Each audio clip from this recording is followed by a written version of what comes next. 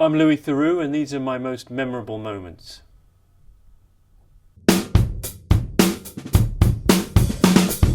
I'd made a documentary called America's Most Hated Family, and it was about the Westboro Baptist Church, and what they do is they specialise in going out and picketing the funerals of, at that time it was dead soldiers who'd been killed in Iraq and Afghanistan. They also would picket the funerals of high-profile celebrities. And the strange thing about it was that they would wave virulently homophobic placards. And their idea was that the Bible says you shouldn't be gay, and America's tolerance of homosexuality is the reason why soldiers are dying in Iraq and Afghanistan, and that anyone who's not out denouncing homosexuality is therefore enabling homosexuality and should be picketed when they die. So it's really tortured, kind of nonsensical logic, but that's what they believe, and their whole ministry is founded on that.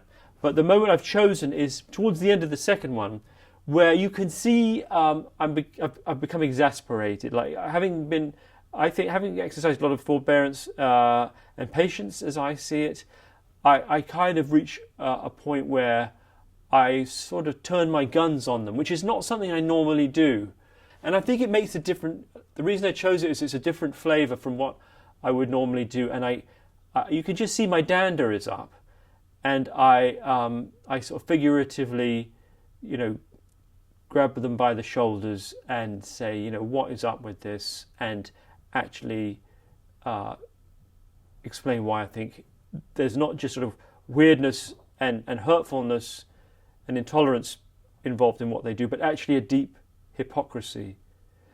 And I would add, the woman who's part of that, a young woman called, there's several in the scene actually, but there's one of the daughters of the Phelps clan is called Megan Phelps, and she's talking about these Dutch journalists, and it's clear she has a crush on one of them.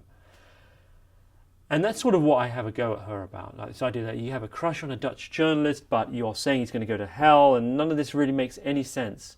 And I would say not a year and a half later, she left. She left the Westboro Baptist Church, and I think you see it in that scene. I'm not saying I tipped her over the edge, but I think that's what I identified in the scene. So I'm patting myself on the back. They're company enough to harbour a hope that maybe they might be receptive.